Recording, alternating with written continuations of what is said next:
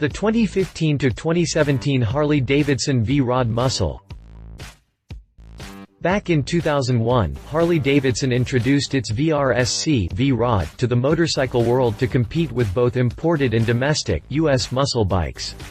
The factory teamed up with Porsche to design the aptly named Revolution engine to power this new drag bike, and the evolution of the Revolution has continued ever since.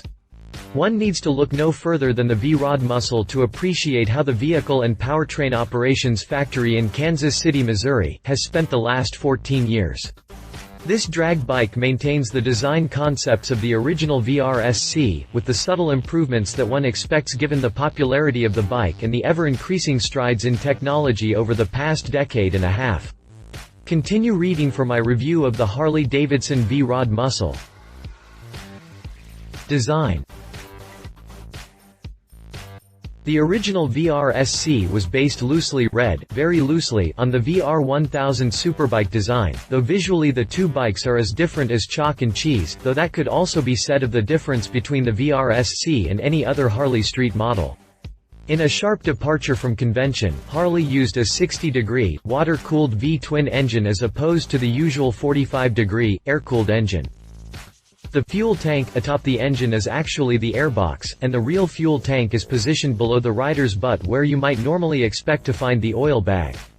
Personally, I don't like this particular design philosophy, but it does have some benefits, namely a lower center of gravity. And let's be honest, nobody misses that huge ham can air clearer in the right knee. The low lines along the top of the airbox meet an abrupt kink at the rear of the seat.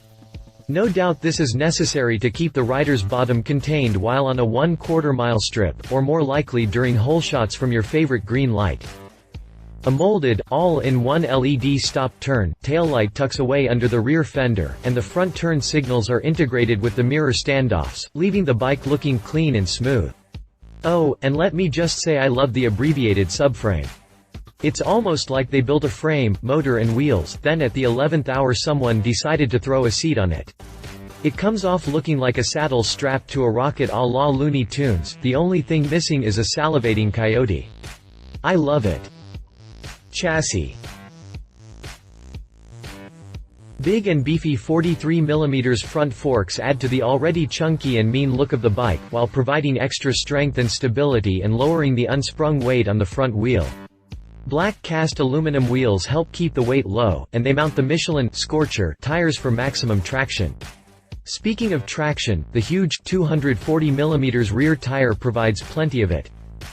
Dual front Brembo brakes, and a single in the rear, of course, handle the braking stresses, and the ABS ensures that you can use this not inconsiderable braking power with confidence, even in adverse conditions. The steering head is set at an aggressive 34-degree angle, lending the bike a low and mean custom look. Laden seat height is only 25.6 inches, which is remarkably low for a non-softail model and should preclude the need for an upping block for vertically challenged riders. As for the radiator itself, it comes hidden behind a guard. The dark coloring makes it blend in against the engine somewhat, but the guard still draws the eye to that area. But to be fair, it is not possible to make a radiator disappear or look sexy, and at least the cowling guard hides the actual fins and tubes so you aren't really looking directly at it. Additionally, the guard prevents flying object damage while acting as a fairing of sorts to guide ram air into the scoops and across the rad for a forced ventilation action, at least when underway. In short, it could be worse. Drivetrain. The V-Rod Muscle backs up the unspoken claims implied by the design with a VR1000-inspired engine.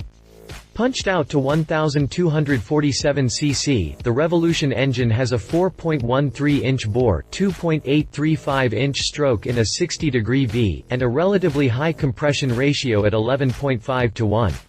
This mill cranks out a generous 119 horsepower, backed up by a pucker-inducing 87 pound-feet of torque at 6,750 revolutions per minute, which is enough for the streets, and a good starting point for the track. Speaking of the track, the slipper clutch makes the transition from racetrack to street in the Muscle, providing the bike with smoother handling in the corners when downshifting, as well as rear wheel hop prevention. This is great as far as it goes, but the power-to-weight ratio falls a bit short compared to some other similar models, and someone looking to actually use it on a track should expect to perform some heavy modifications to the engine before hitting the track in a competitive capacity. Like I said, a good starting point, but not the be-all, end-all right out of the box. This shouldn't come as a surprise. HD is relatively new to the performance sector, and into every new endeavor some growing pains must surely follow. Nothing for it. Price.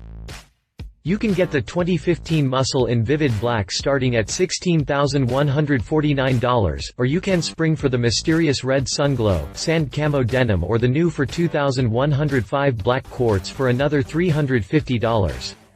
If your vanity really gets the better of you, then you can choose one of the two-tone option colors for $16,699.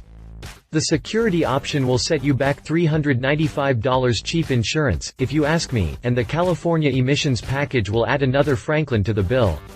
The 2016 model year sees a bump in price up to $16,449 in vivid black, $16,799 in black denim or crushed ice pearl, or $16,999 for the two-tone, billet silver or velocity red Sunglow, both with black tribal flames. For 2017, we see quite a price bump with MSRP on vivid black at $17,449, black denim or Corona yellow pearl for $17,799, and two-tone velocity red Sunglow or crushed ice denim at $17,999. That's quite a jump with no apparent updates over the previous year. Competitor. Street drag bikes with less than 1,500 cubes or so are hard to find, unsurprising given the nature and demands of the sector. I was about to abandon my search for an appropriate competitor when the Diavel by Ducati presented itself, and I found myself wondering how I missed it in the first place. While the Diavel isn't specifically a drag bike per se, it does meet the majority of the criteria. A relatively low, 30-inch seat height keeps center of gravity at a reasonable height. The aggressive, all-up-front stance, 240mm wide rear tire and ram air intake scoops all point to a ride that means serious business.